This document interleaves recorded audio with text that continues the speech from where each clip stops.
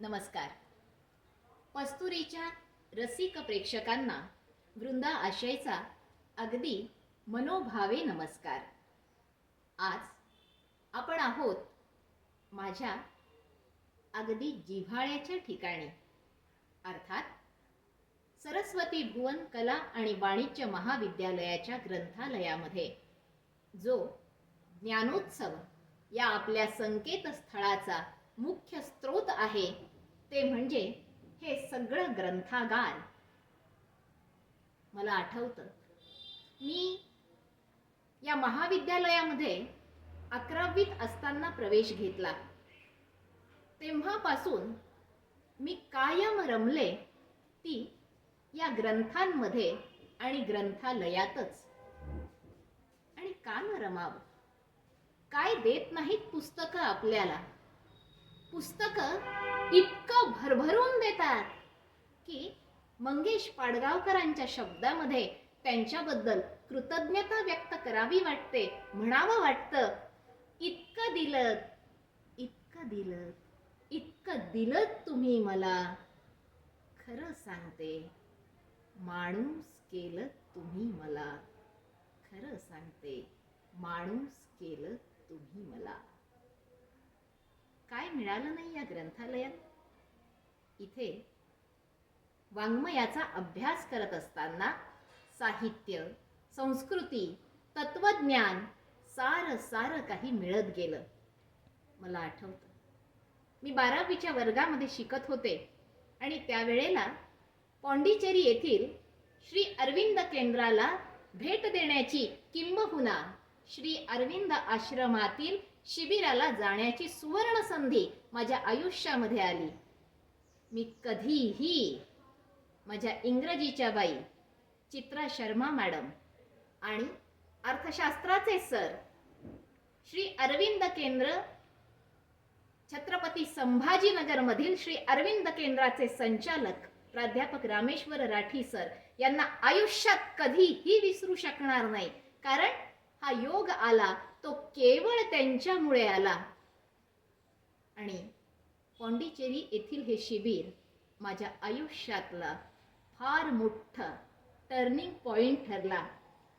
हे केवळ माझ्या विचारातच आलं अशातला भाग नाही. हे असं काही झिरपत गेलं की हळूहळू आपसूक पद्धतीने हे माझ्या लेखनामध्ये उतरलं. स्वामी विवेकानंदांचा तर माझ्या वडिलांमुळे, चिन्मय प्रकाशनामुळे फार लहानपणापासूनच परिचय होता. आणि 12वीच्या या शिबिराने माताजी आणि श्री अरविंद यांची ओळख करून दिली. खरं म्हणजे येत्या 12 जानेवारीला स्वामी विवेकानंदांची जयंती आहे. माता जिजाऊंची आणि स्वामी विवेकानंदांची आठवण आपण 12 जानेवारीला आवर्जून करतो. मला मोठं छान वाटतं. आपण राजमाता जिजाऊंना आठवतो, ते एक आई म्हणून, आणि स्वामी विवेकानंदांना आठवतो, ते या देशाचा पुत्र म्हणून. आदर्श माता आणि आदर्श पुत्र या दोघांचीही या एकाच दिवशी आपण आठवण काढतो. कारण काय? आणि याचं कारण आहे, माता जिजाऊंनी जे शिवरायांना घडवलं, जे स्वराज्य आपण मिळवलं, त्या स्वराज्याप्रती आपण सगळेच जण कायम कृतज्ञ असतो. मोठी आनंदाची बाब आहे. आपण गेल्या काही वर्षांपासून सातत्यानं स्वराज्य, स्वधर्म, स्वदेश, स्वभाषा, स्वातंत्र्य याच्याबद्दल बोलत राहतोय, सातत्यानं बोलत राहतोय. आणि कारण आहे अमृत महोत्सवी वर्षाचं. हे अमृत महोत्सवी वर्ष भारतीय स्वातंत्र्याचं, हे अमृत महोत्सवी वर्ष हैदराबाद मुक्ती संग्रामाचं, हे अमृत महोत्सवी वर्ष आपल्या राज्य घटनेचं. आणि म्हणून आपण जसं स्वराज्याबद्दल बोलतोय तसं सुराज्याबद्दल बोलतोय. स्वातंत्र्याच्या या भावना जनमानसामध्ये पेरण्यासाठी फार महत्वाचं काम केलेलं आहे ते मराठी साहित्याने. अहो, विशाखाला कोण विसरेल? कुसुमाग्रजांनी लिहिलेलं आणि 1942 मध्ये प्रकाशात आलेलं, चळवळीला स्फुल्लिंग ठरलेलं विशाखा आजही आपल्या सगळ्यांना वंदनीय आहेच. जेव्हा आपण स्वातंत्र्याची आठवण काढतो ना, जानेवारी महिना आलाय, 26 जानेवारी तुमच्या आमच्या मनामध्ये अगदी न कळत घुमतो आहे.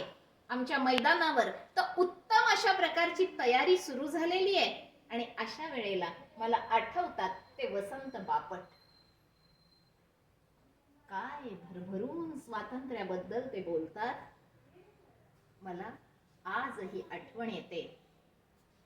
महामहोपाध्याय, माझे गुरु, इतिहास तज्ञ, कैलासवासी ब्रह्मानंद देशपांडे सरांची. आम्ही 11वीत या महाविद्यालयात प्रवेश घेतल्यानंतर अगदी आवर्जून ग्रंथालयात घेऊन यायचे, कपाटापर्यंत न्यायचे. बेटा पुस्तकं वाचा, बेटा शब्दांशी ओळख करून घ्या, बेटा संदर्भ समजून घ्या, संस्कृती समजावून घ्या, तुमचं आयुष्य फुलेल. त्या माणसानं तेव्हा पेरलेले ते शब्द आज आमच्या आयुष्यामध्ये उगवून आलोय. गुरु, आम्ही कृतज्ञ आहोत. वसंत बापटांची ओळखही मला त्यांनीच करून दिली. वसंत बापट, मंगेश पाडगावकर आणि विंदा करंदीकर या त्रयीनं महाराष्ट्राला वेड लावलं कविता ऐकण्याचं. त्यांच्या मनात कविता पेरली, त्यांच्या मनात कविता जागवली. आपण स्वातंत्र्याच्या कवितांबद्दल बोलणारच आहोत, पण 26 जानेवारीला आज मी एका वेगळ्याच कारणासाठी तुमच्याशी बोलायला उभी आहे. आणि त्याचं कारण आहे माझ्या शततारकामध्ये वसंत बापट यांच्या निवडक कवितांचं हे एक सुरेख पुस्तक. खरं म्हणजे परवा अशीच चहा घेण्यासाठी म्हणून आमच्या कॅन्टीनमध्ये थांबले होते आणि मनामध्ये कविता तरळली. तिची चर्या, तिचं चरित. पण ही कविता गुगलवर आपल्याला कुठेही सापडत नाही. मग आपसूक माझी पावलं वळली माझ्या ग्रंथालयाकडे आणि ही कविता घेऊन मनसोक्त वाचली. आज काय माहिती उत्स्फूर्तपणाने ती तुमच्या समोर सादर करावी वाटतीये. आणि म्हणून वसंत बापट यांना विनम्र अभिवादन करून खास आपल्यासाठी सादर करत आहे तिची चर्या, तिचं चरित. ती सादर करण्यापूर्वी सुद्धा जी एक विद्यार्थिनी आमच्या या आजच्या रेकॉर्डिंगमध्ये सहभागी आहे, तिचे अगदी मनापासून मी आभार मानते. कारण या सगळ्या कोवळ्या मुली मला या कवितेतल्या सारख्याच भासतात. दुर्दैवानं स्त्रियांचं फार विचित्र चित्र माध्यमांनी आपल्यासमोर उभं केलंय. पण मला आवर्जून सांगावं वाटेल, भारतीय स्त्री आजही तशीच आहे जशी ती वसंत बापट यांनी तिची चर्या, तिचं चरित मध्ये चित्रित केलेली आहे. काय म्हणतात ते? साधं, सोपं, प्रासादिक. ऐकूयात. तिची चर्या, तिचं चरित. तिची चर्या, तिचं चरित, त्यात नाही लहान मोठं. तिचं हसणं हेच असणं, दुसरा अर्थ आहे कुठं. तिच्या भाळी तिचा छंद, तिच्या भाळी तिचा छंद असतो कसा खळखळ वाहात. फूल मोकळा जीव तिचा, गंध नाही लपून राहात. तिची गणित सरळ सोपी, तिची गणित सरळ सोपी, व्यस्त बिस्त बात नाही. साऱ्या गाठी सुटण्यासाठी एक गाठ आत नाही. कावा बीवा कुछ नहीं, कावा बीवा कुछ नहीं, लढेल किंवा गळ्यात पडेल. कधी काही दुखलं खुपलं झऱ्यासारखी स्वच्छ रडेल. अजून देखील लहान आहे, अजून देखील लहान आहे. खेळणं तिला अवघं जग, चांदण्याची चिमणी वेल, तिला ठाऊक नाही धग. उन्हा उन्हा उन्हा उन्हा सांगतो पुन्हा, तिच्या वाटे जाऊ नको. पावसा पावसा येऊ नको, तिला धक्का लावू नको. आभाळ अगदी काळभोर, आभाळ अगदी काळभोर, ससाण्यांची दाटी किती.